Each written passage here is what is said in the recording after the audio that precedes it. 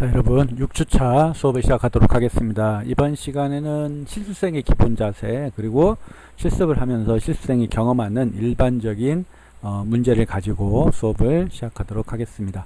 자, 먼저 실습생의 기본 자세를 보시면 실습 기간 동안 해당 실습 기관에서 규정된 시간을 엄수하고 약속을 지키며 평소 단정한 옷차림을 갖춘다. 뭐 이게 꼭 양복을 입어라 아니면 그런 차원이 아니라 단정하게 입는다, 그리고 깨끗하게 입는다, 그런 의미예요. 이게 굳이 일부러 뭐 옷을 사야 되느냐라고 하는 부분은 맞지 않습니다. 두 번째, 무단결석, 지각, 조퇴 등을 금해하며 질병이나 사고로 지각, 조퇴, 결근하는 경우에는 사전에 서식을 갖추어서 실습 담당자를 경우하여 기관장에 제출한다. 여러분들 여기서 그 서식이라고 하는 표현이 조금 애매할 수도 있는데, 이 서식이라는 표현보다는 우리가 앞서서 우리가 고민해야 될 부분들은 무단이라고 하는 부분들, 무단 결석, 무단 지각, 무단 조퇴라고 하는 부분, 이건 절대 있어서는 안 된다라고 하는 부분이에요. 꼭 서식을 갖춘다기보다는 담당자를 통해서 기관장에 제출한다가 담당자한테 얘기를 하게 되면 기관장한테 전달이 되는데, 무단으로 결석하고 무단으로 지각하고 조퇴하는 것은 안 된다. 그리고 전에 말씀드렸죠. 직장 생활을 잘하는 사람은 눈치가 빠른 사람, 다시 고급스럽게 얘기하면 현명한 사람이에요. 여러분들의 선배 중에 어떤 선배가 근무하는 기관에 원장님께서 저한테 했던 말이에요. 일은 참 잘하고 똑똑해요. 그런데 가끔씩 당황스러워요. 이렇게 표현을 쓰더라고요. 그게 무엇이 당황스러울까? 들어보니까요. 어린이집에서 아침에 당직을 서요. 그러니까 아침 당직, 일찍 가서 문을 열고, 그리고 이제 일찍 오는 아이들, 이제 걸어서 오는 아이들도 있을 거 아니에요. 아니면 뭐 자가로 부모님을 통해서 오는 아이들, 그런 문을 이제 일찍 열어놓고 아이들을 이제 이렇게 어린이집에서 이제 받는 거잖아요.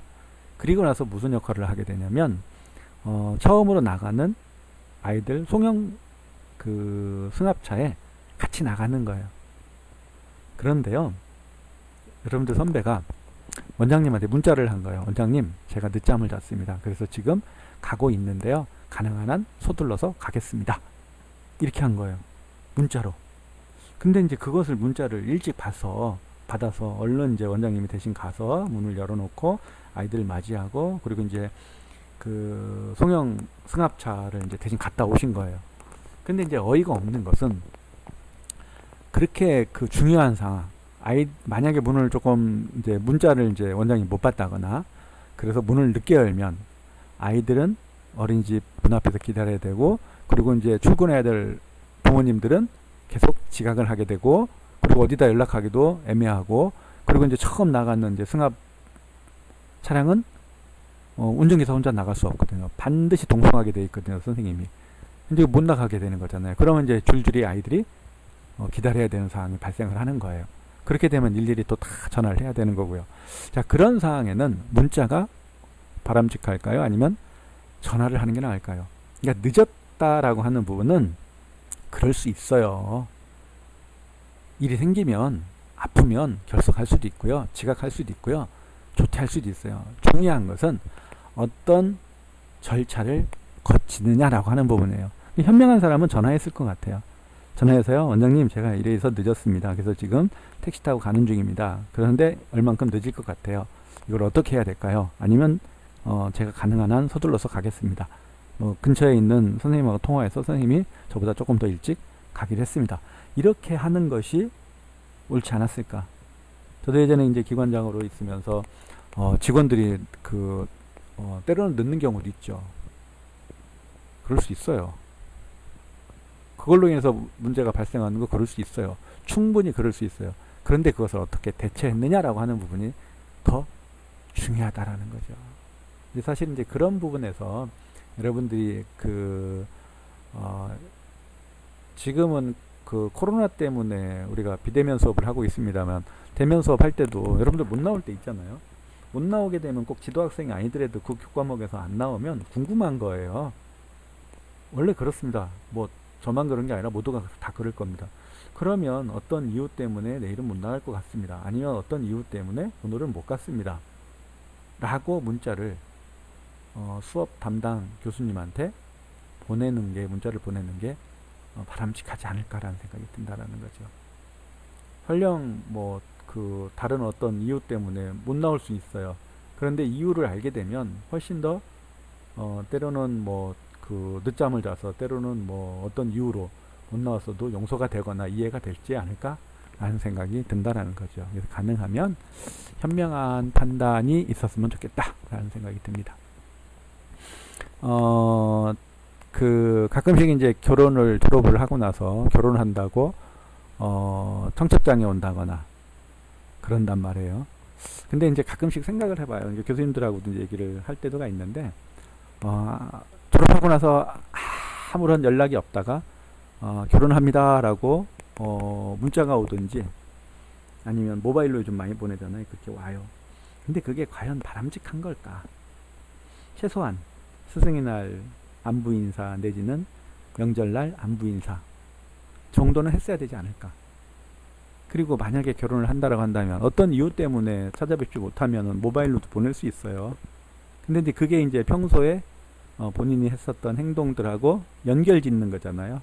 평소에는 인사도 없더니 결혼을 한다니까 모바일로 온다? 그 부분에 대해서는 많은 생각을 하게 된다라는 거죠. 그래서 여러분들이 이제 얼마 전에 이제 명절을 지냈지만 최소한 명절 때는 지도 교수님이나 여러분들이 좋아하는 교수님한테는 안부 문자 내지는 보내야 되는 게 아닌가라는 생각을 해보는 거죠. 자, 여러분들이 이제 이것도 선택이라는 생각이 드는데 그렇습니다. 자, 세 번째 넘어가 볼까요? 실습 담당자 및 실습 지도자의 지시에 성실히 따른다. 또한 지시사항은 처음에 주의 깊게 듣고 필요하다면 메모를 하며 한 번 주어진 지시사항을 여러 번 되묻지 않도록 한다. 여러분들 여기서 중요한 것은요. 처음에 주의 깊게 듣는 거 그리고 메모를 한다라는 거예요. 메모를 한다라는 거. 두 종류의 직원이 있습니다. 김 팀장 아니면 뭐 김 선생 모르잖아요. 그러면 막 떼와요. 네 하고 떼와요. 근데 메모지 들고 오는 사람하고 안 들고 오는 사람 두 종류로 나눠져요. 메모를 들고 온 사람들은요 적습니다. 그리고요 잘 못 들은 것은 되묻습니다.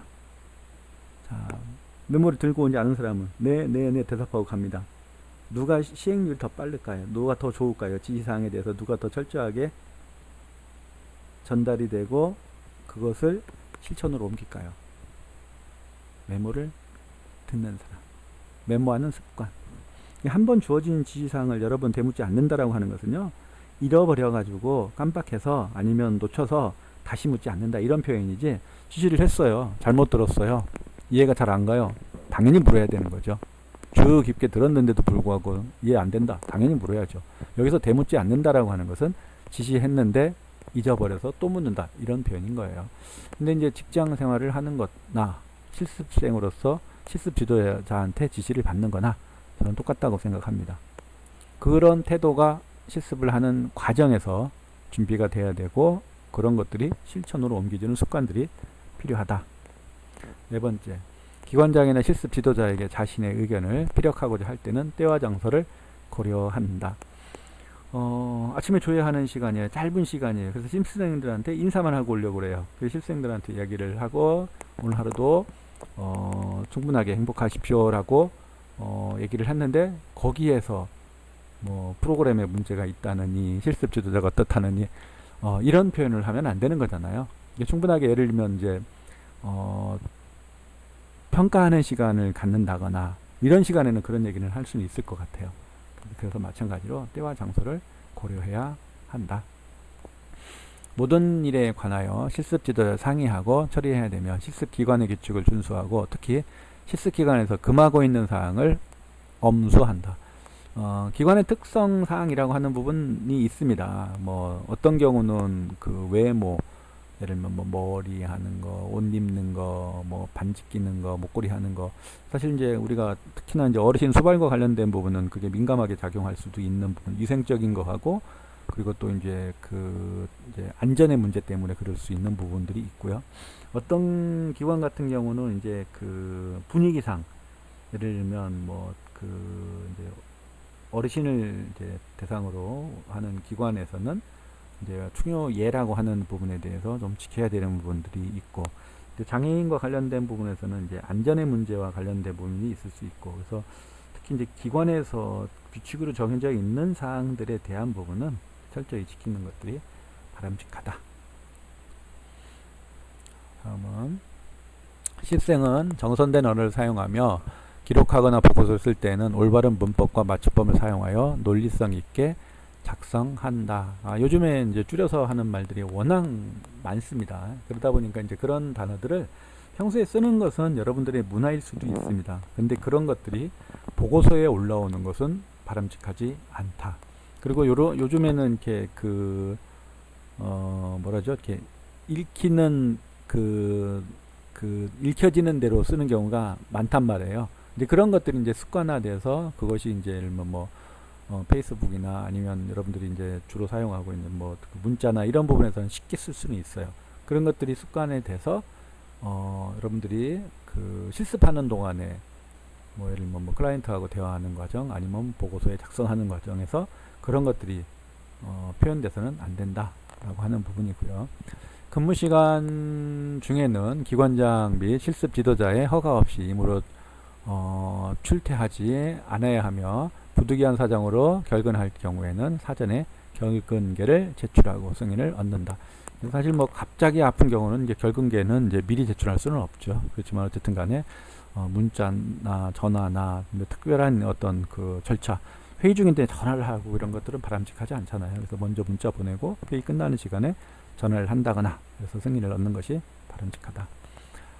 자, 그 다음에 실습 기간 동안에 실생은 항상 긍정적인 태도를 가지고 실습의 교육 내용과 함께 실습 기관의 문제점 개선을 위한 노력을 하면서 자신의 업무에 최선을 다한다. 중요한 건 뭡니까?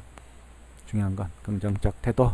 그 다음에 이제 문제점 개선. 기관에서 사실 이제 업무하는 과정에서 여러분들이 실습하는 과정에서 이제 문제가 발생할 수 있잖아요. 그걸 어떻게 해결해서 해결점을 찾아가느냐라고 하는 부분. 그리고 또 주어진 것을 얼만큼 최선을 다하느냐. 중요한 거 그거잖아요. 여러분들. 중요한 것은 이 최선을 다한다라는 거예요. 인생 살아가는 과정에서 어려움 많습니다. 근데 그 결과에 대해서 내가 만족하는 부분은요, 최선은 다했다, 후회스럽지 않다, 미련 없다. 이건 뭐예요? 최선을 다했는 거에 대한 결과물인 거예요. 최선을 다했는데 결과가 좋았어. 감사한 일이죠. 최선을 다했는데 결과가 좋지 않았어. 안타깝지만 후회하지는 않는단 말이죠. 왜? 나는 최선을 다했기 때문에. 그건 누구나가 다 한계점이 있을 수 있는 거잖아요. 어떤 사람은 예를 들면 경제활동을 하는데 사업을 해가지고 1,000억 버는 사람이 있어요. 어떤 사람은 1억 버는 사람이 있어요. 어떤 사람은 손해볼 수도 있어요. 최선을 다했는데 결과에 그것은 이제 내가 갖고 있는 자원, 내가 갖고 있는 노력, 내가 갖고 있는 태도와 관련된 부분에서 결정되는 부분이기 때문에 중요한 것은 최선을 다하는 거다라고 하는 거죠. 9번째, 실습기관의 운영 방침을 이해하고 적극적으로 협력하고 실습기관 중 실습 일지를 매일 기록하여 실습 담당자와 기관장의 검사를 받는다. 일지라고 하는 부분은 매일매일 쓰는 거잖아요. 매일매일 쓰는 것을 늦추기 시작하게 되면 이것이 이제 이틀, 일주일 단위로 막 늦어지는 경우가 있어요. 그렇게 되면 이제 실습 담당자 입장도 난감해지는 거죠. 왜냐하면 거기에는 분명히 이제 코멘트라고 하는 부분을 달아서 질문에 대한 부분, 아니면 다음 날 일정에 대한 부분, 피드백 같은 걸 이렇게 주고 있는데, 그런 부분에 대한 활류가 일어나지 않으니까 답답한 거고, 그리고 이제 한 사람이 이렇게 늦어지고 그러면 그거에 따라서 일관성 내지는 방향성이 달라지는 부분들이 있으니까 그런 부분들은 잘 지켜져야 된다라고 하는 부분이고요. 마지막으로 10번째, 항상 긍정적인 태도를 지니며 주어진 과제나 업무를 책임을 수행한다. 앞서서 잠깐 했었습니다. 자, 이렇게 우리가 실습생의 기본 자세, 태도에 대해서 봤고요. 자, 다음은 실습생이 일반적으로 처해지는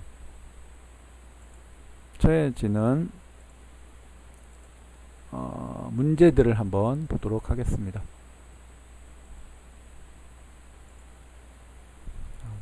실생이 경험하는 일반적인 문제를 먼저 보시면요.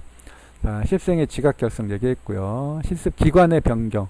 예, 이제 기관의 중간에 여러분들 뭐 변경되기도 하잖아요. 특히나 이제 코로나로 인해서 뭐 실습을 못하는 경우도 발생을 하기도 하고, 그리고 이제 그 어떤 경우는 뭐 그 나중에 이제 그 여러분들도 경험을 했으려나요? 실습 그 지도자가 변경되는 경우도 있고요.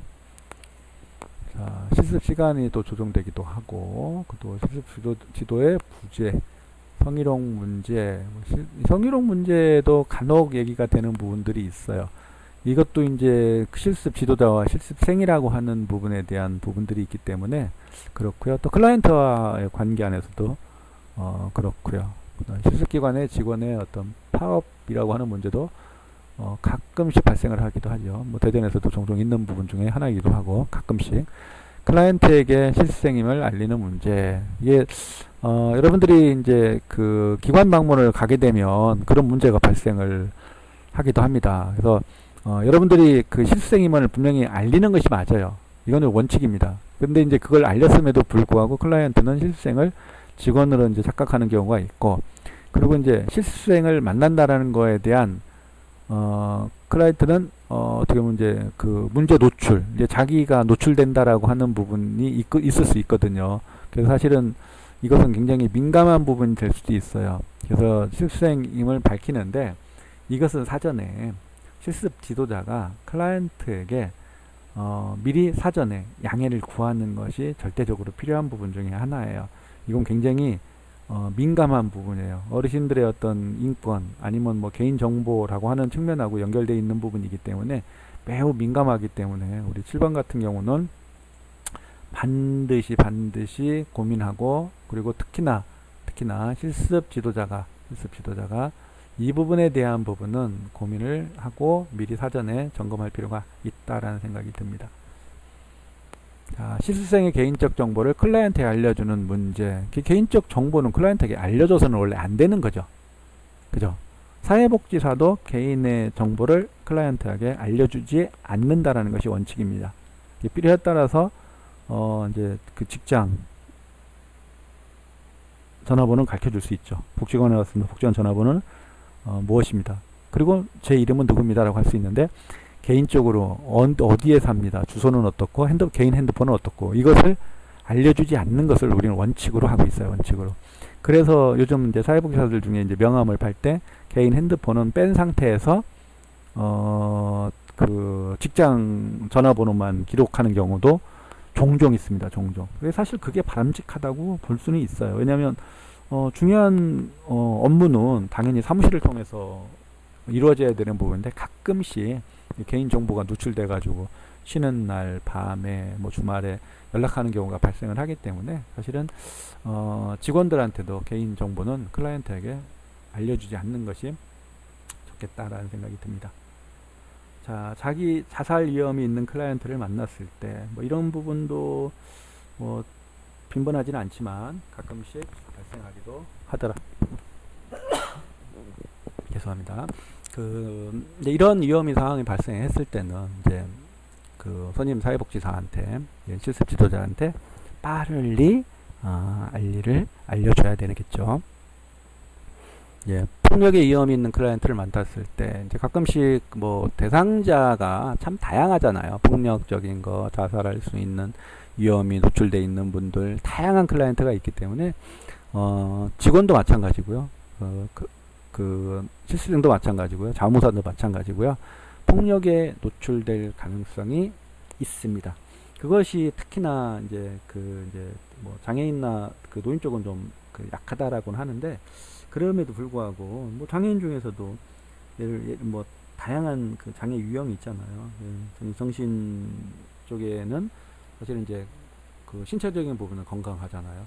또 발달 장애인 쪽도 신체로는 건강하잖아요. 그러다 보니까 이제 위협적인 부분들이 있을 수 있죠. 어르신들도 마찬가지예요. 뭐 독거어르신이라고 그래서 어르신이 다 요즘에 뭐 65세가 넘은 어르신인데 노인인데 노인복지법에 의해서 그 어르신 중에서도 뭐 힘이 센 어르신들도 있을 수 있는 거잖아요. 요즘 뭐 60이 70이 노인이 아니에요라는 표현을 쓸 수 있을 만큼이나 이런 부분에서 노출될 가능성이 있기도 하죠. 그래서 혼자 다니지는 절대 않는다. 제가 자원봉사를 연결하거나 말벗 서비스를 하더라도 1대1로 가는 것을 절대 허락하지 않습니다. 1대1로 갔을 때 이제 문제가 되는 부분 중에 하나가 이제 그 물건이 잊어버렸다 뭐 이런 부분들이 발생할 수도 있거든요. 이제 아닌데도 불구하고 이제 그런 이제 클라이언트가 있을 수 있기 때문에 2인 1조로 최소한 2인 1조로 보내지는 경우가 있다.